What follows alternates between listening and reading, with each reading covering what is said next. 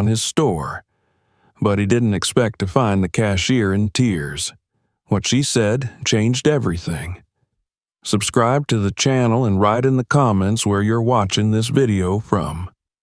The Atlanta sun pressed down heavy that day, weighing on the city like a memory no one could forget. The streets shimmered in the late spring heat, and downtown buzzed with the usual rhythm of honking cars, fluttering paper cups, and exhausted pedestrians moving with silent purpose.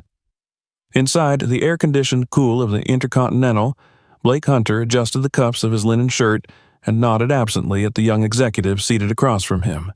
The man was speaking, something about market expansion, quarterly returns, overseas procurement.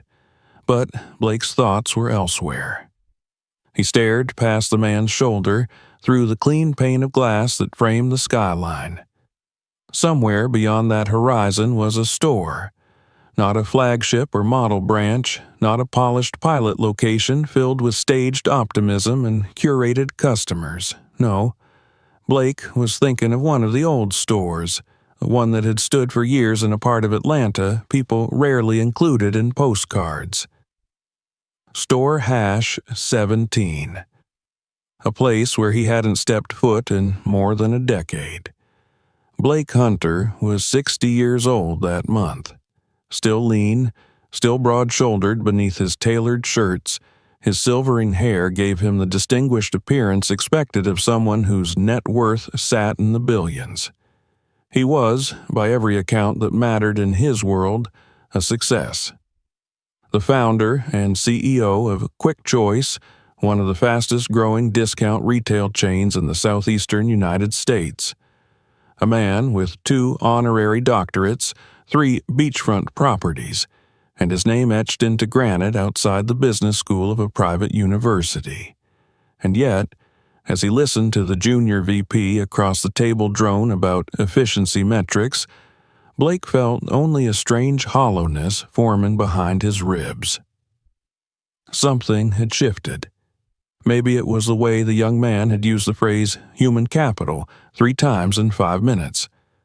Or maybe it was just the way the numbers sounded so clean, so bloodless. There was no mention of the people behind them, no stories, no faces.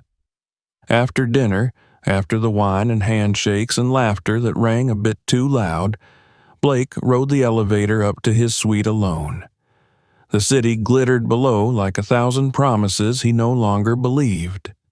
He stood by the window, loosening his tie, and wondered what it would feel like to walk unannounced into one of his own stores. No press release, no advance team, no security detail. Just him. He made the call himself, an old contact in regional logistics, asked if they had any auditors or seasonal floaters scheduled for Store Hash 17. They didn't. That was good. An hour later, dressed in khaki pants, a navy hoodie, and a faded Quick Choice ball cap pulled low over his face, Blake stood outside the fluorescent-lit entrance of the store. He had borrowed an old ID badge that read Operations Support Greg and clipped it to his shirt. No one questioned him as he walked in. It was a Friday night. The store buzzed with end-of-week shoppers, tired mothers with half-asleep toddlers, elderly men shuffling along the detergent aisle, teenagers loitering near the snack shelves. Blake moved slowly, absorbing the atmosphere. The lights flickered slightly in the back half of the store. The floor tiles were scuffed, the signage outdated. Music played faintly through the ceiling speakers, something upbeat and synthetic that clashed with the fatigue in the air. A group of employees gathered near the checkout lanes, joking quietly but without ease. Their laughter sounded practiced, like something they were required to perform. He made his way past the refrigerated section, where condensation clouded the glass doors, and into the narrow back aisle where cleaning supplies and off-brand pet food sat ignored. It was there, in the sliver of shadow between an old display rack and a dented stack of mop buckets, that he heard it. At first, it was just a sound, a breath caught too sharply, a soft stutter in the air. Then it came again, a quiet sob, not loud, not uncontrolled, the kind of cry someone tries to bury deep in their throat and almost succeeds. Almost. He paused. Slowly, carefully, he edged closer. There, hunched low behind a broken end cap shelf, was a young woman. She wore the standard quick choice uniform, dark slacks and a red polo shirt with a frayed collar. Her headset hung limp around her neck. A name tag read Jada. Her hair was pulled into a tight bun, and her shoulders trembled as she clutched her phone to her ear with one hand, her other hand covering her face. "I'm trying," she whispered. "Okay? I swear I'm trying." Blake froze. Her voice was low, roughened by emotion. "I can't miss another shift. If I do, they'll cut my hours again. I haven't paid the electric bill. I'm getting eviction warnings. I'm doing everything I can." There was a pause. Then her voice cracked again, sharp and quiet. "No, I didn't tell them. What's the point? HR doesn't listen. They say flexibility is key. But if you're not available 24/7, you're out. That's the system now. You either disappear or get replaced." Another pause. Blake barely breathed. "I lost Mom. I lost the house. I'm losing me. I don't even know why I keep coming in anymore." She let out a laugh, dry, hollow. "I just want one person to see me. Once, even if it's the guy who wrote these stupid rules. But people like him, they don't come to places like this, not really." Blake's grip tightened on the clipboard he carried. Her words pierced deeper than he was ready for. She was talking about him. Not knowing, not guessing, but naming the truth all the same. He backed away slowly, heart pounding, and returned to the front of the store. He waited for her to reappear behind Register 3. Her eyes were red, but her face wore the expression of someone who had mastered the art of pretending. She smiled at the next customer and scanned items with practiced speed. Blake left the store in silence. He climbed into the back of the car alone, told the driver to return to the hotel, and sat with his hands clasped, staring at nothing in particular. He didn't sleep that night. Not because of guilt, though it gnawed at him, but because of what he had seen. Not just a struggling worker, but a reflection of the very culture he had helped to design. Back in his suite, he sat at the desk and powered on his laptop. The company portal glowed against the darkness. His fingers hovered over the keys. He began to search. Jada Wallace. Age, 28. Role, frontline associate. Store hash, 17, Atlanta, Georgia. Hired August 2019. Performance rating, excellent. Customer satisfaction, above average.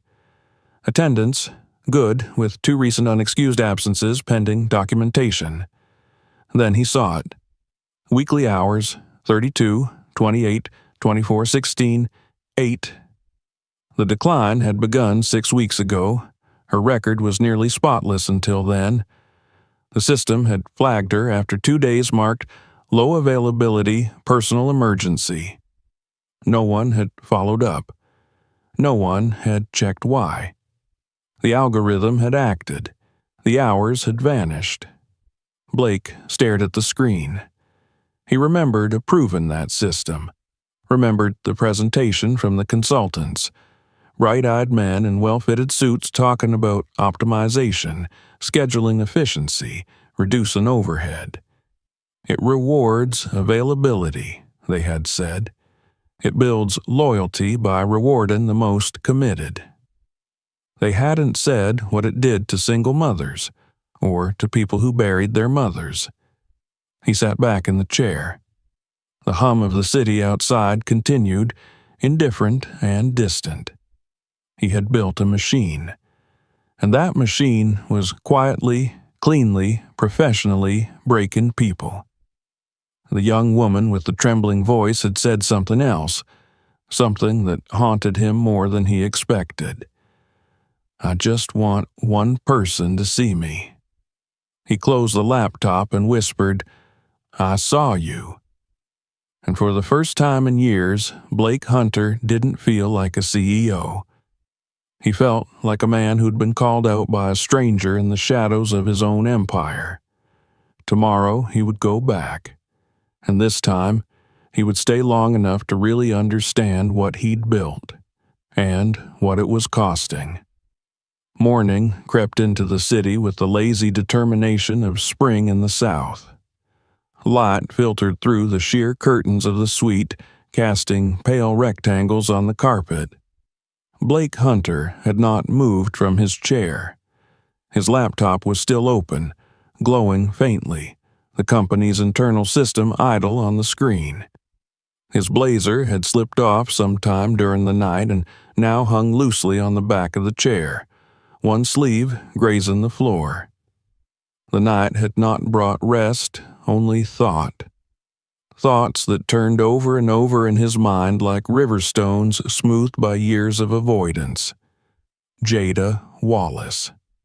He hadn't known her name until 2 hours ago. Now it was burned into his mind with an urgency he couldn't shake. Not because she had said something revolutionary, but because she had said something honest, something he had not heard in years within the marble-walled conference rooms of Quick Choice headquarters. He pulled the laptop closer and clicked through her employee profile again, scrutinizing the timeline. August 2019. Hired as a part-time associate, promoted to full hours in under 5 months. Multiple commendations from customers listed in the system. Always kind, helpful during a long line, genuine smile even late at night. No complaints, no write-ups. A perfect worker by any reasonable standard. Then came the shift. The graph on her availability began a slow but unmistakable decline. 6 weeks ago, she had been listed at 32 hours per week. Then, following 2 flagged absences, she dropped to 24, then to 16, and finally to a meager 8 hours. A single shift per week. The digital summary next to the decline read, "Low Reliability Index System Adjustment Recommended." There was no note about why she missed those days, just 2 cold entries, unexcused, personal, and grace used. No follow-up, no manual review, just the algorithm doing what it was built to do, optimize. Blake leaned back in his chair, rubbing his temple. He remembered the meeting now. It had been over a year ago, a boardroom in Charlotte. The consultants from Stratcor had made a strong case.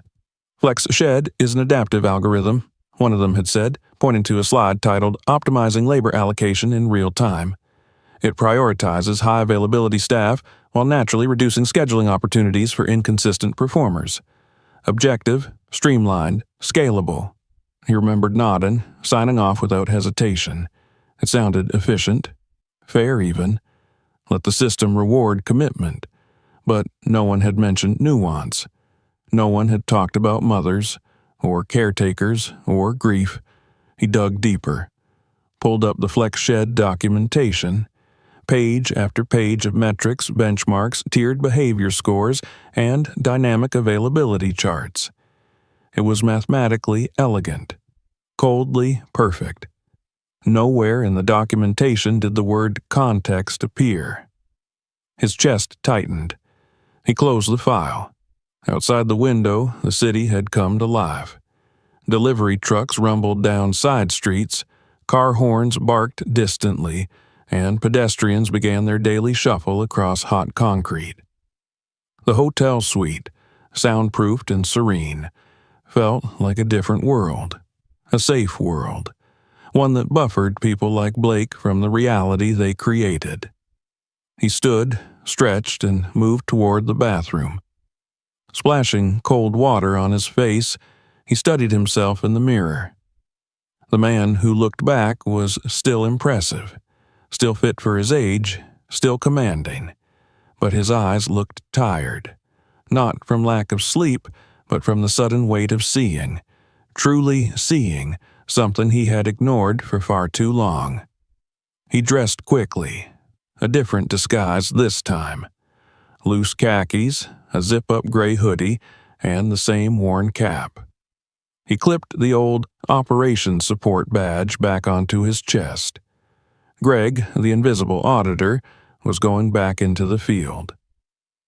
By 10 o'clock, he stood once again in the familiar fluorescent glow of Store Hash 17.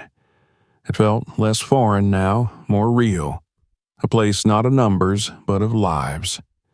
He moved with purpose, offering to help with stock rotation in aisle 7, then checking the restroom paper inventory. He took his time, watched, listened. The manager, a wiry man named Royce, barely gave him a second glance. Floaters were common during audit season, and Blake's unassuming manner didn't invite conversation. Jada was on register again, just like the day before. She looked rested, or at least practiced in the art of appearing that way. Her movements were precise, her interactions with customers brief but courteous. She smiled when spoken to, thanked each patron with the same even tone. It was a kind of professionalism that often went unnoticed because it never faltered. Blake noticed everything. Her uniform was freshly laundered but faded. The collar showed signs of hand-washing, frayed threads, slight discoloration at the edges. Her shoes were clean but worn thin at the soles. At one point, she stepped back to let a child run past her in the checkout lane. Her expression softened for a moment, then snapped back to neutral. During her 15-minute break, she sat alone in the break room, a cramped, fluorescent-lit space with one flickering bulb and an ancient vending machine that made more noise than function. She pulled a cup of instant noodles from her bag and added hot water from the machine. Her phone buzzed once. She read the message silently, then set it face down on the table, her expression unreadable. After she left, Blake made a quiet excuse to check the trash bin. The phone was still lit. He caught a glimpse of the screen before it dimmed. Rent overdue, final notice, eviction proceedings begin Monday. He exhaled slowly. The edges of the room blurred just slightly. The rest of the day passed in a haze of quiet observation. He learned that Marcia, the older woman in aisle 4, was working a second job cleaning offices at night. He overheard a teenage stalker whisper that he used to work full-time but was now down to weekends only after taking a week off to care for his little sister. And everywhere he listened, he heard the same undertone. Don't complain, or you'll disappear. In the afternoon, Blake stepped outside to breathe. The sun struck his face with sharp warmth, but it didn't ground him. He stood in the loading bay, hands braced on his knees, trying to process the contradictions of his empire. He had once dreamed of building something fair, something better than the greedy chains he'd competed with in his youth. Back then, he'd worked register shifts himself on weekends, brought donuts for the crew, knew every employee's name. The Quick Choice mission statement still included the phrase, "People first." When had it changed? He knew when, of course. The moment the company grew too fast for him to know more than a dozen store managers by name. The moment private equity joined the board. The moment algorithms replaced conversations. Back in the store, he finished the shift quietly. He restocked paper goods. He checked cooler temperatures. He smiled at customers who paid him no mind. That night, back in his suite, he sat again in front of the same screen, the same glowing system, but he no longer saw clean data. He saw Jada's face, heard her voice. He began typing notes into a new folder titled Redesign. The first entry, Systems cannot replace compassion. Math can't read grief. The second, if our model punishes people for being human, the model is broken. By midnight, he had mapped out a dozen questions for the next executive meeting. He marked them urgent. And for the first time in a long time, he didn't feel like a man running a business. He felt like a man beginning to remember why he had started one. Blake Hunter arrived at store hash 17 just after 9 a.m. The morning light filtered through the smudged glass doors like a weak apology. The sky was overcast, low clouds pressing gently against the skyline, casting the streets in muted gray. He wore the same clothes he'd chosen the day before: khakis, hoodie, faded cap, his borrowed identity unassuming, his posture practiced. No one paid him much attention as he walked through the automatic doors and gave a perfunctory nod to the manager who barely looked up from his clipboard. The store was alive in that dull, functional way that only early retail mornings could be, half empty, humming faintly, and brimming with unspoken weariness.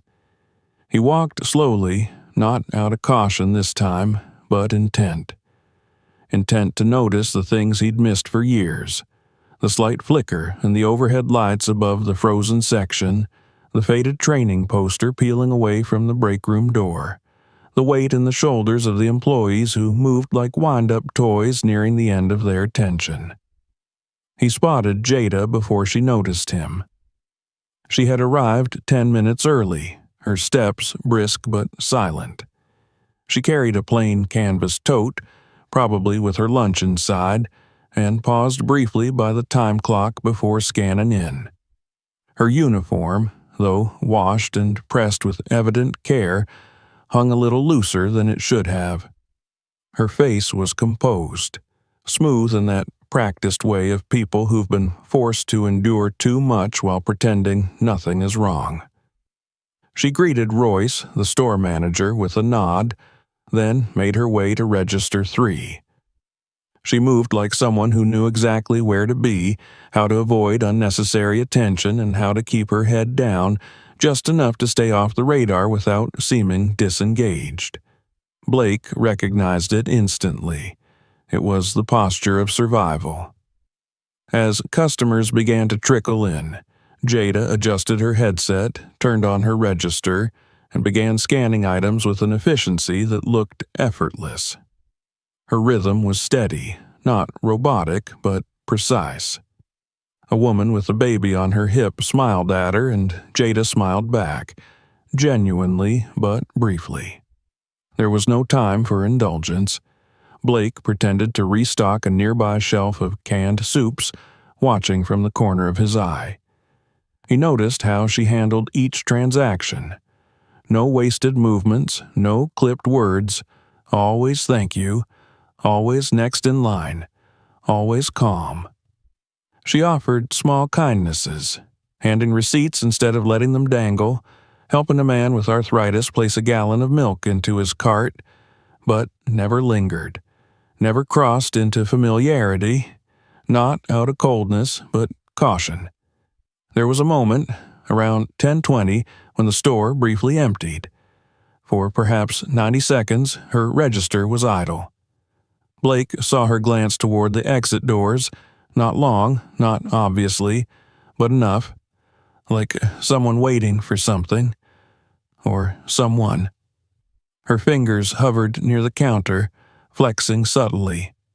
Then the chime of a new customer snapped her back to motion. He followed her into the break room during her scheduled 15-minute pause.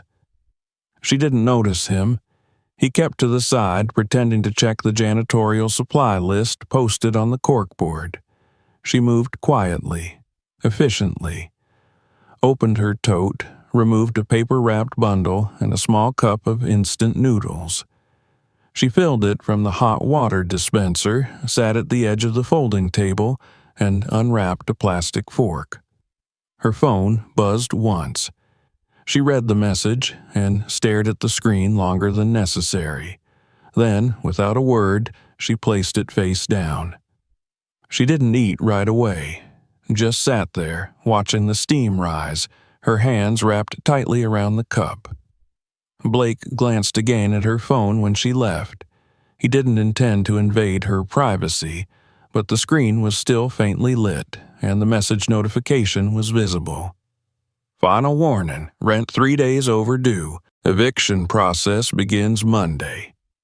He felt it again, that pinch of shame behind his sternum, a pressure he hadn't known in years, not since his early days, when payroll delays meant explaining face-to-face to people who needed gas money, when every dollar mattered because it came with a name. He stayed close to the front of the store the rest of the morning, sweeping aisles, fixing labels, restocking restrooms. All mundane tasks, all excuses. In truth, he was listening, watching, learning. Later that day, a teenage stalker, DeAndre, according to his badge, offered Blake a cigarette in the back alley, mistaking him for a fellow hourly employee. Blake declined, but asked about the schedule. Casually, DeAndre scoffed. "Used to get full weekends," he said. "Then I took a week off for my sister's surgery. Now they say I'm unreliable, got cut to Saturdays only." Blake asked if anyone explained why. DeAndre laughed without humor. "Ain't nobody explains nothing, just the system, you know." Blake knew too well.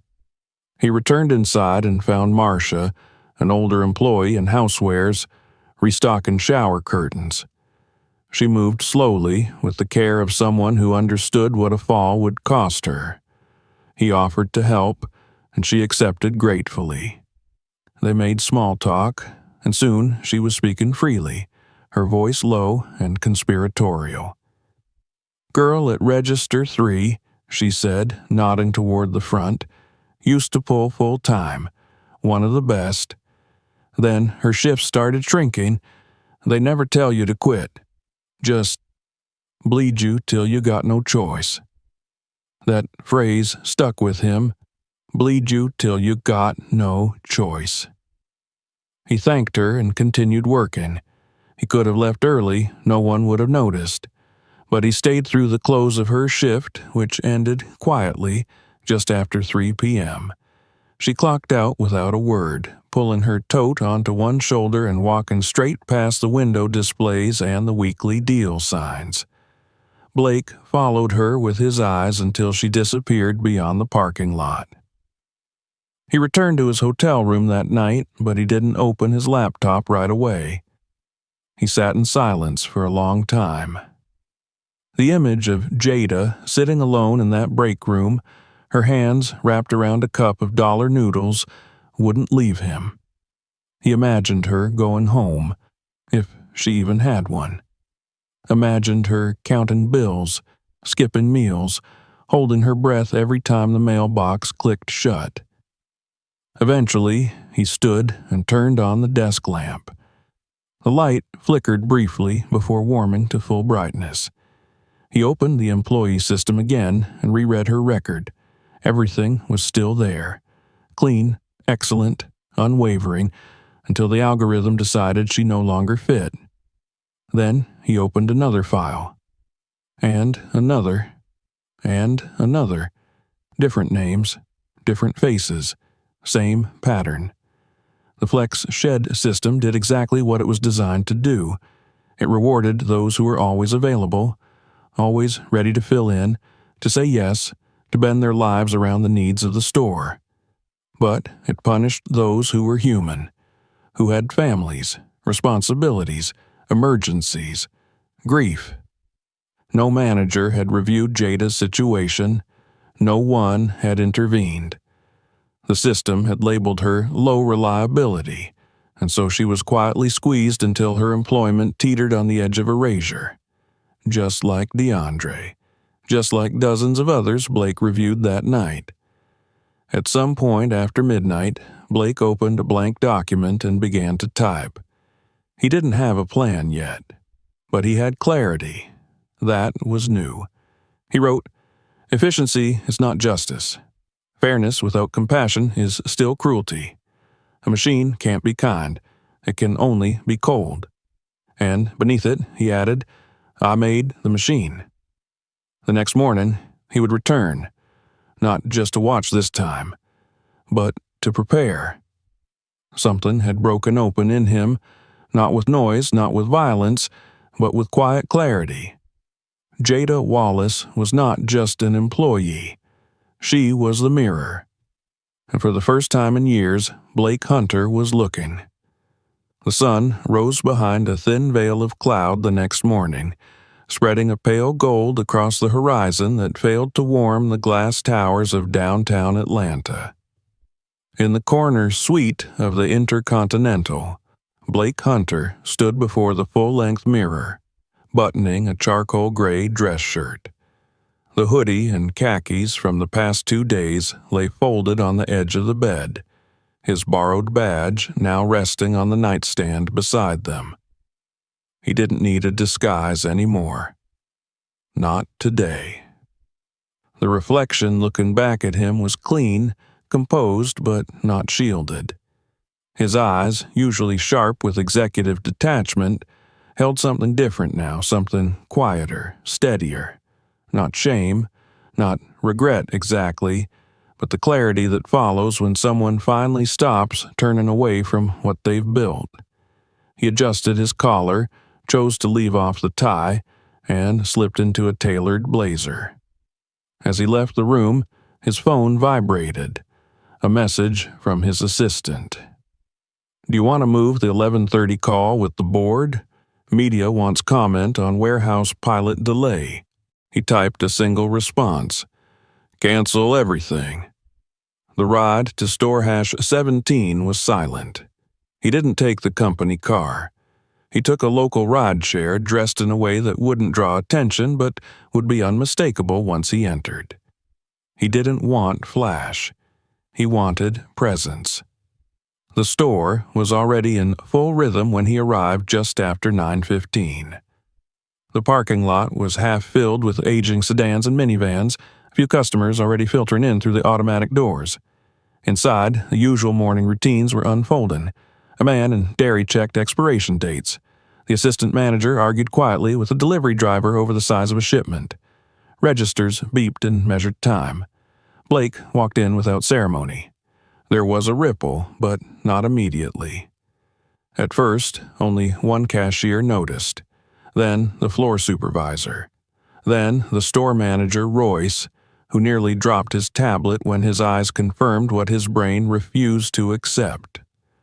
Blake nodded politely to a few stunned employees as he walked toward the center aisle, just before the seasonal goods section. He stopped near a display of Easter candy and waited. Royce approached, his voice pinched with panic. "Mr. Hunter, sir, I wasn't aware." Blake raised a hand, gentle but firm. No announcements, no special treatment.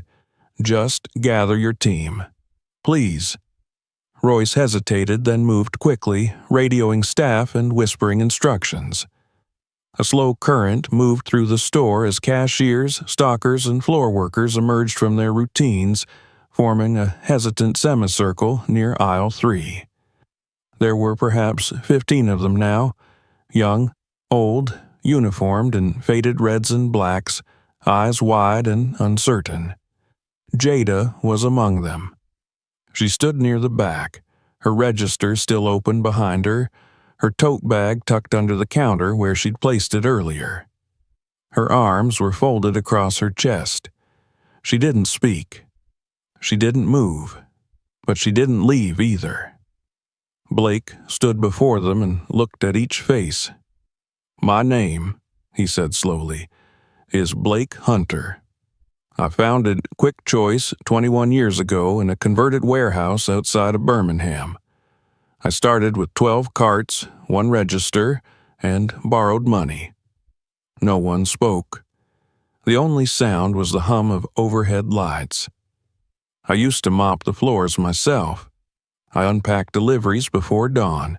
I stocked shelves with my own hands. And I knew then that every single person mattered. Every shift, every life. I built this company because I believed we could do it differently.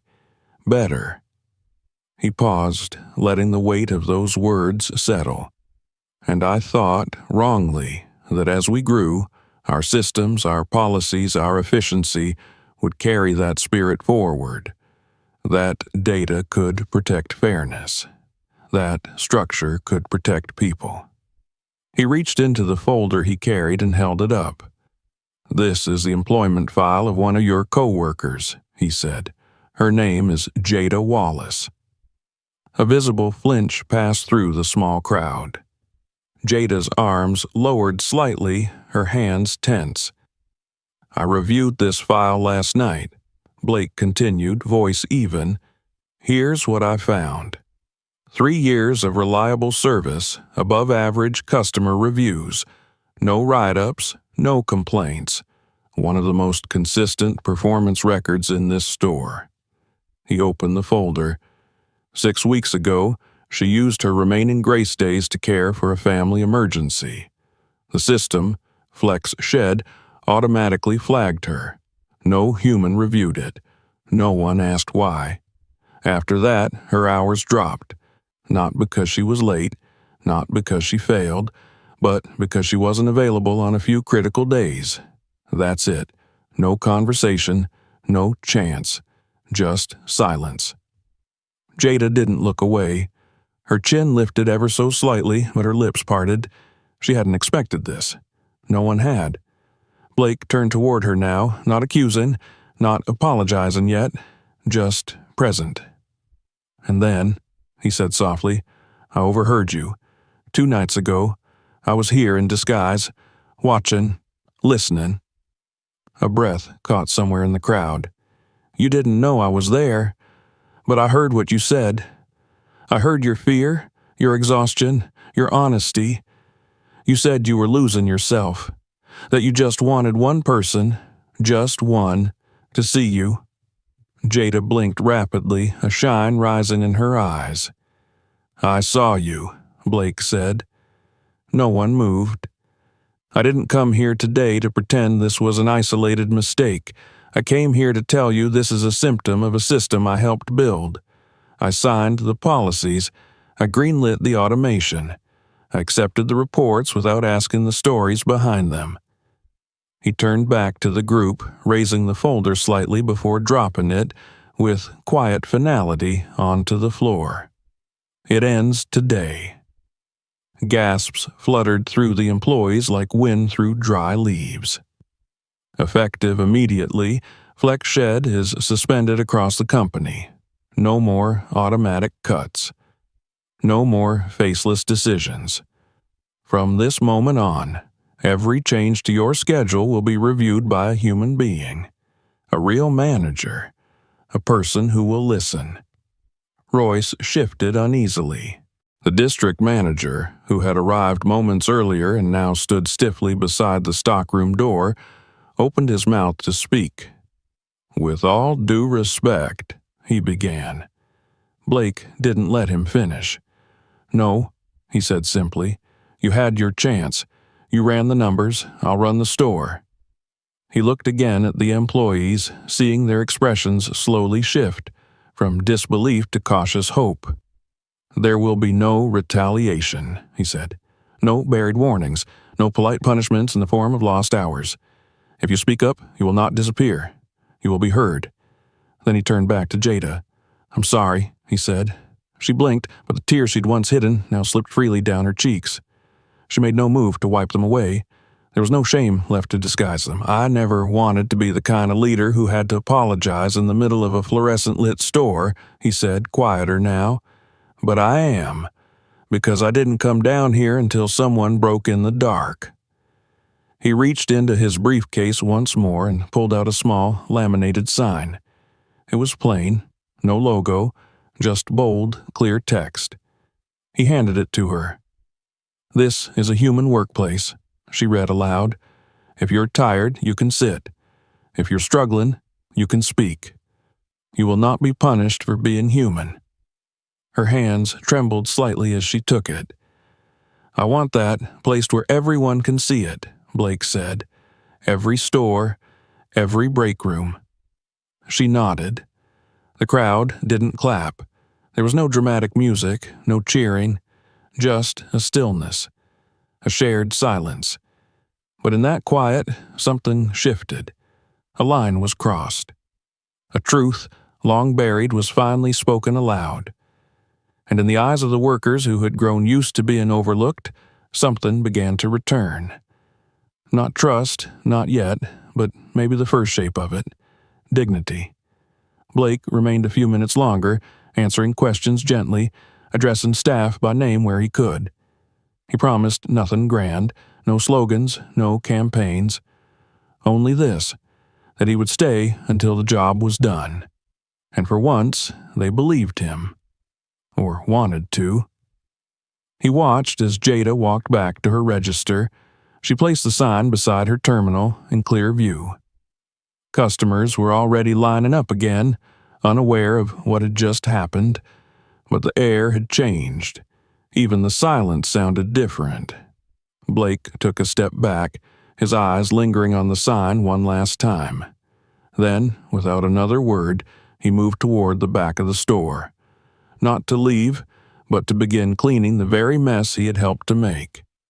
For the first time in the store's recent memory, the day did not begin with that familiar fog of resignation that lingered over fluorescent aisles. Instead, there was a tension, alive and unfamiliar. Word of the CEO's surprise visit had spread like static through the employee grapevine. They spoke of it in hushed voices, unsure if they were allowed to be excited, unsure what would follow. Some feared it was a stunt. Others dared to hope that what they had seen was real. But none of them forgot the moment when Blake Hunter, the man whose name appeared on their training manuals and quarterly newsletters, had stood before them and said, "I saw you." Jada arrived early again, earlier than usual, though she wouldn't admit why. She didn't want to say it aloud, but she felt something flutter in her chest when she walked in that morning. She found her register already spotless. A cup of tea, still steaming, sat beside the monitor. No note. Just the quiet offering of someone who understood how much words could weigh. She looked around. No one claimed it, but she caught the nod from Marcia near housewares, and it was enough. She placed her bag under the counter and glanced toward the laminated sign now propped beside the receipt printer. It was still there, still clear, still solid. Customers had noticed it too. A few had paused to read. One older gentleman nodded at her afterward, eyes kind and brief. Another woman smiled softly and said, "About time." The store had not transformed overnight, but something in its air had changed, like the shift before a coming storm, or perhaps the silence after one has passed. The usual complaints felt softer, the bickering less sharp. There was a strange politeness among the staff, as though they were walking over new ground and weren't sure how firmly they could step. Blake had stayed. That fact alone seemed to matter more than anything he had said. He hadn't returned to his suite downtown. He hadn't called for a company car or vanished behind a schedule of press calls and stakeholder meetings. Instead, he showed up just past 8 that morning, in a buttoned-up shirt without a jacket, sleeves rolled to the elbow, carrying a clipboard in one hand and a mop handle in the other. He didn't ask where he was needed. He just got to work. In aisle 5, a bottle of detergent had slipped from a careless customer's hand, leaving a thick smear across the tile. Blake didn't call for cleanup. He cleaned it himself, on his knees, scrubbing with slow, steady strokes, ignoring the curious glances from shoppers and the outright stares from passing employees. The mop bucket squeaked as he wheeled it back to the janitor's closet, leaving a trail of lemon-scented water in his wake. Later, he joined the night crew restocking shelves. He lifted boxes, opened pallets, arranged cans on metal racks, careful to keep labels forward. He asked questions, not the kind designed to test but the kind meant to understand. Where do you come in from? How long's your commute? Who watches your kids at night? He sat with the part-timers during their breaks, splitting a vending machine sandwich with a teenage cashier who'd just started last month. The kid confessed he thought Blake was someone's retired uncle, maybe helping out. Blake didn't correct him. He just laughed and took another bite. Marcia found him later that day in the break room, pouring himself a cup of the awful store-brand coffee. "You know," she said, folding her arms with a skeptical look, "I've worked here 17 years and never seen a suit clean a toilet." Blake didn't flinch. "I've been out of practice." She gave him a long look, then sat down across from him and sighed. "My son," she said after a pause, "moved back in with me last month. Worked at the packaging plant across town until the layoffs. He's 34, never asked me for help before. Now he sleeps on my couch and pretends he's got interviews just so I won't worry." Blake listened, really listened.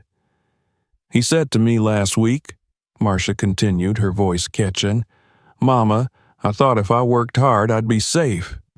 Can you believe that? Still thinking there's safety anywhere in working hard? Blake said nothing at first, then, "I used to believe that, too." They sat in silence. Just two people in a break room too small for what the world had become. That afternoon, he met again with Royce and the assistant managers. Not in an office, not at a conference table, but standing around an empty cash register near the front entrance. No preamble, no slides, just conversation. He told them the truth. The automated system was gone, and it wasn't coming back. He wanted managers to meet weekly with their staff, face to face, and approve all changes personally. He wanted one-on-one check-ins, open comment boxes, and mandatory follow-ups on every scheduled drop. "I want us to build a path back to trust," he said. "We start here." Royce looked uncomfortable. "But we don't have the time." Blake cut him off with a raised brow. "Then make the time." By evening, the story had spread through the rest of the district. Corporate hadn't issued a press release. There were no talking points, but in every employee group chat whispers circulated. The CEO was on the floor, cleaning up spills, sitting in the break room, listening. Jada watched it all quietly. She hadn't spoken much to Blake since that morning. Not directly, but she watched him from afar, uncertain what she felt. Gratitude, yes, but also caution. She'd seen initiatives come and go, promises made under pressure, only to dissolve under the weight of profit margins and quarterly goals. But she couldn't deny what she saw. He stayed through closing. He counted drawers with the night manager. He helped a pregnant employee bring her bags to her car in the parking lot. He never looked at his watch. At 10:12 p.m., long after the last customer had gone, Blake sat alone in the break room again, jotting notes on a yellow legal pad. Jada passed by the open doorway. She hesitated, then stepped inside. He looked up. "You still here?" she asked, voice even. "I think that's the idea," he replied. She sat across from him, the overhead light buzzed faintly. "I keep waiting for the camera crew," she said, "for the apology video, the announcement, the statement." Blake shook his head. "This isn't for the cameras." She studied him. "Then what's it for?" He folded the legal pad shut and set his pen down. "For the people I stopped seeing." They sat there for a moment, time stretching soft between them. She reached into her bag and pulled out a folded piece of paper. A schedule. This week's shifts, 8 hours. "Still low," she said. "I know," he replied, "but next week you decide." She didn't smile, but she didn't look away either. Later, when he finally left, He walked through the darkened store alone. No cameras, no applause, only the faint sound of a floor buffer in the distance and the echo of fluorescent lights humming above. As he passed Register 3, he glanced at the laminated sign still standing there like a quiet promise. He touched it once, briefly, then walked into the night. He didn't sleep when he got back to the hotel. He wrote a letter, a memo, not to investors or partners, to everyone else. Subject line, I was wrong. And in it, he wrote not of plans or strategies or systems, but of people. Real people. Of voices that had gone unheard. Of stories that mattered. And of a promise not to fix everything overnight, but to never again ignore suffering just because it didn't appear in a report. At the end of it, he wrote, we build stores, but people live lives, and from now on, we see both. He hit send. Then, finally, he slept. 3 months had passed since that quiet moment in the break room when Blake Hunter typed out the words that would change the culture of Quick Choice. The memo, titled simply, I was wrong, had reached every store, every inbox, and every break room wall before the end of that week. Unlike the usual flood of corporate announcements, which typically came with charts and bullet points and a tone too polished to feel real, this one had been different. It wasn't reviewed by a PR team. It wasn't softened by legal. It wasn't filtered through branding. It had come directly from him. And people noticed. Some didn't believe it at first. Many, in fact. A lot of employees had grown too accustomed to being overlooked. Too tired to believe in another promise from another executive who would vanish once the headlines faded. But the difference wasn't in the words. It was in what followed. At store hash 17, the laminated sign by Register 3 remained in place, now held by a sturdier frame. Employees stopped to read it daily, and new hires were shown it on their first day of orientation. It became, unofficially, the store's oath. If you're tired, you can sit. If you're struggling, you can speak. You will not be punished for being human. Jada Wallace stood beneath that sign most days, still working Register 3, but now by choice. Her hours had increased, but more importantly, so had her voice. She hadn't asked for recognition. She hadn't sought leadership, but it had found her anyway. After Blake's visit, a new initiative had been launched quietly across the company. Voices First. It wasn't flashy. It wasn't publicized outside the internal network, but for the first time in the company's 2-decade history, a rotating council of frontline workers was formed. Cashiers, stockers, custodians, clerks, employees who had always been the bottom line of someone else's spreadsheet, now reviewed every major HR policy before implementation. The council met weekly, not in corporate boardrooms, but in break rooms, in cafeterias, in the back corners of stores where real conversations happened. Jada chaired the first team. Her role wasn't ceremonial. She read the proposals, asked hard questions, and challenged executives to explain how each decision would affect not just labor percentages, but the people behind them. She wasn't afraid to say no. She had already lived the cost of silence. Blake visited often. He no longer arrived with fanfare or entourage. He walked in quietly, usually with a coffee in hand, and sat at the edge of meetings, listening. He no longer corrected people when they called him Blake instead of Mr. Hunter. He preferred it. Across the company, change began to take root, not everywhere at once, and not always cleanly, but persistently. In the Birmingham district, a young man named Carlos implemented a peer buddy system to help onboard new hires. In Dallas, a store manager rewrote their entire weekly schedule process after a cashier reminded her that school schedules were non-negotiable. In Tallahassee, a woman named Trina placed a second brake chair behind each register, not for emergencies, but as a reminder that rest wasn't a privilege, but a necessity. Turnover dropped. Customer complaints lessened. But these weren't the metrics that mattered most. The change was felt in slower, subtler ways. There were more thank yous at the end of shifts. More managers asking, "How are you doing?" and actually waiting for the answer. There were fewer tears in storage rooms and more laughter in stock aisles. For the first time in years, employees began referring to the company as "we" instead of "they." Blake still traveled, but now his itinerary was written by the teams, not his assistants. He'd spend a day shadowing a cashier in Toledo, then mop floors in a store in Mississippi.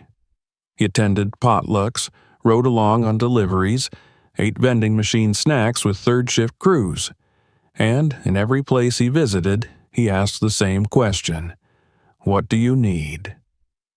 Sometimes the answers were small: better gloves, working microwaves, a clock that wasn't 10 minutes off. Other times they were harder: respect, childcare help, safety from harassment. Whatever the response, he listened. He wrote it down, and when he didn't have the answer yet, he admitted it. In Atlanta, store hash 17 became something of a quiet symbol. Not a showroom or an idealized model, but a reminder. People from other stores visited. They saw the sign. They saw Jada. They asked questions. They went back to their own locations carrying stories, not slogans. One afternoon in mid-July, a woman entered the store with her daughter. The child, no older than 10, tugged on her mother's hand and pointed at the sign. "What's that mean?" she asked. Jada, overhearing from her register, smiled softly. She stepped around the counter and knelt slightly to the child's level. "It means this place sees you," she said, "even when the world doesn't." The girl nodded, satisfied, and wandered off to look at the candy display. After they left, Royce, still store manager but different now, approached Jada and leaned against the counter. "You've got away with people," he said. Jada gave him a look. "You saying I should be running this place?" He held up his hands, chuckling. "Just saying I'm glad you're here." She nodded. That was enough. Later that week, during the Voice's first meeting, Jada sat at the head of the table, a folding table in the break room surrounded by employees from various departments.